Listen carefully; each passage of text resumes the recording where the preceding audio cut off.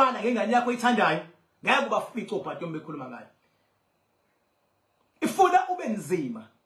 Funa futhi ukuphumela ukuba ngisho mfethu ngakuthiwa khona umuntu omaziyo eZimbabwe la asigquli la.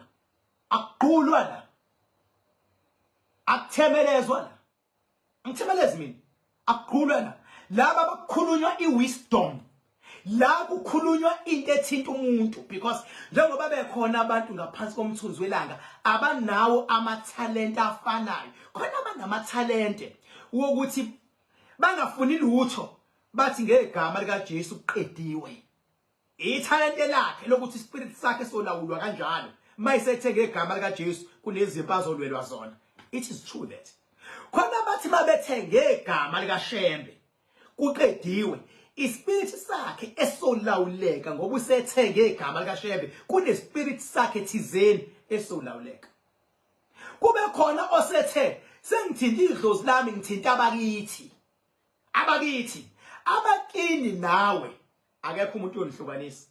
Ngisho uSathane ngeke kuhlukanise nabantu bakini nawe. Ungayikhohlisa.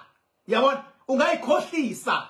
Uthi hayi khona into engasazenzi zabantu abalele. Unamanga. You are only fooling yourself because someone else somebody else yabona misinformed you. Ayikho into yokuhlukanisa wena nabakini. As a result mfethu ayikho into yokuhlukanisa wena nesibongo sakho. As a result ngisho ningaxabana nabantu bakwenu kodwa deep down ayikho into yokuhlukanisa nabantu bakwenu ngoba bayoclaima mzwani noma kuthiwa usafuni. Uyabona nje noma kuthiwa usofile ubungazwani nabakwenu kodwa beke bangena ngekhadi elithi ingane kaMani akekho uzovala. Angena uma wakho athi this is my son or this is my daughter akekho uzovala baba.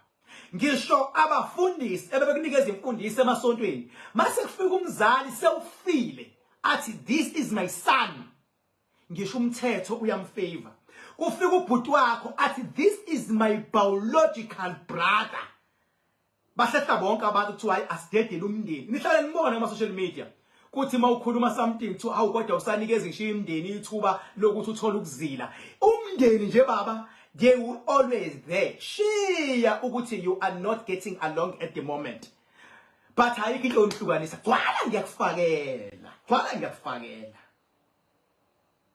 Yingani njengamanje ngifuna ukuchaza le ndaba because le ndaba manje yizwa ithinta umndeni.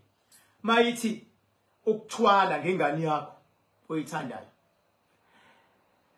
Le perspective engizochaza ngawo namhlanje akekho munye awukodwa winkunzi mfoka amakhandakhanda man. Akekho munye ongaqhamuka nengafani nale nginayo. Uma khona othi uqhamuka nayo enye ehlukekile ngeke azawini. Shothi lenzoyisho you do or die nawe ongilalele zongifakazela. Ayikho into ekuthiwa ukuthwala ngengane yakho oyithandayo. There is no such. There is no, listen. I am definitely aware. There are so many people who believe on such belief. Ukuthi kuthiwa ukuthwala ngengane yakho, it's only a belief, that thing. But there is no such thing. In actual fact, there is no such thing. Dala lento yelwane ebeyidimanda lezi ezihamba ngeenyawo beyivumelekile ukuthi wonke umuntu angaya kumuntu umuntu afika mniki ayikumuntu uthola ukuthi khona umuntu ohlala nazo izilwane azayiphakela amasi mawusufika uthi uzofuna usizo asicele athi hayi ngizocela uthatha usibani bese yakutshela ukuthi mthathe kanjani akushaye uhlanga bese ethi hamba naye uzombona kanjani nizocommunicate kanjani ibikhona into enjalo kuqala ukuthi usithathe nje phela isilwane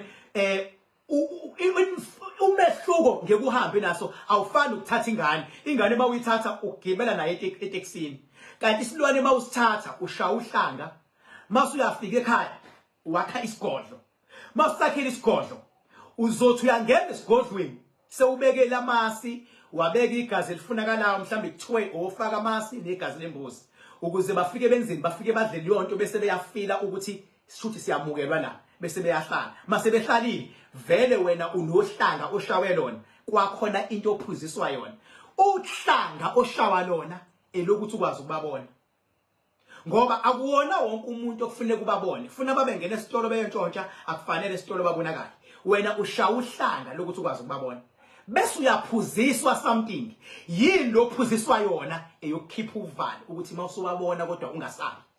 Ngoba uma uzobabona ungaphuzanga into ekhandwe ibona ezongena kuwena ukuze mawubabona lungashaya uvalo ungasakazeka phansi mawubabona. Phela igcinelo sokubona into engafanele uyibone. Ubona abantu asebafa baphinde bathwetshulwa base beyakhiwa base beyavuswa base bebabafushane base beba nenjebe ezindi baba namazinya angahlelekile baba namafinyila balenga yonke into intshebe yalenga because akekho umuntu ozobagunda ngithi and base bebafushane because bafaka isipikili uyabo. Baba nenzipho ezinde ngoba akekho umuntu ozozigunda. Why ilwane zibe nenzipho ezinde? Is because no one is going to take care of them. Uba kunquma inzipho. Nawe mangathiwa ungazinquma ezakhe inzipho zingakhula zibe izinde kakhulu. Mangathiwa ungashefi la kungaba ihlekehleke kube ihlekehleke intshebe. Uyabo? So akekho umuntu osuke ezoshefa isilwane.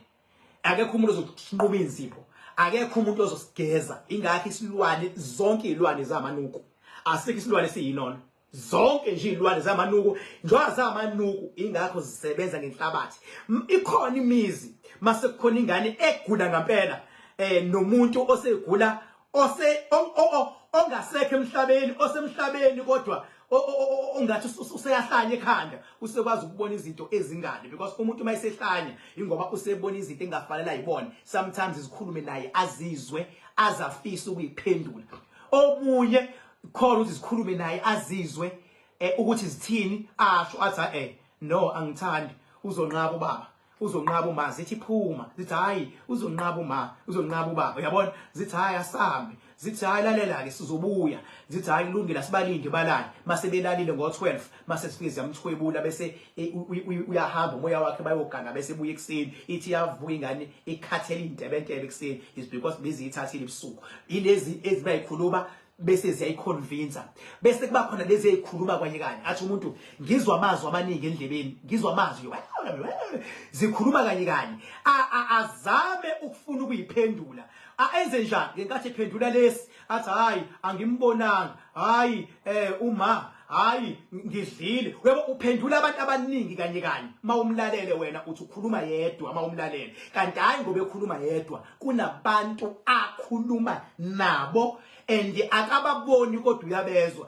umehluko bakhuluma umkayekanye bathi abanye athi ilona ngilambile bathi khona ukudla athi babathi abayidla athi abanye sikubekile athi kuphi athi omunye izolo athi omunye today athi mina nakho uzumgqomo phambi kwakho afika emgqomeni awubuka ubuke bathi khona ukudla lapho umfice efaka isandla ephanda athi uyabheka hawu ngampela nansi iKFC elahliwe noma nanti ibhalise elahliwe bathi hayi right lidle alivule alifake emlomeni alihle ingoba usuke ethola ama instructions labantu abakhuluma endlebeni bathi hayi lidle li right ngizokula nje akubona angcolile hayi angcolile sikuthathe komunye umuntu kwabe kubekwe yithina lo mgqomo hamba ufike ukuthathe wena hayi lahliwe akulahliwe kubekwe yithini idla kodwa sifuna bakuthatha abantu bacabanga ukuthi kulahliwe kubekwe into enjalo nemoya ningixolele bafethu le language engikhuluma ngayo angivumelekile ukukhuluma ngayo kodwa ngiyantshontsha because kuqala unyaka ngenzela ukuthi la ukhona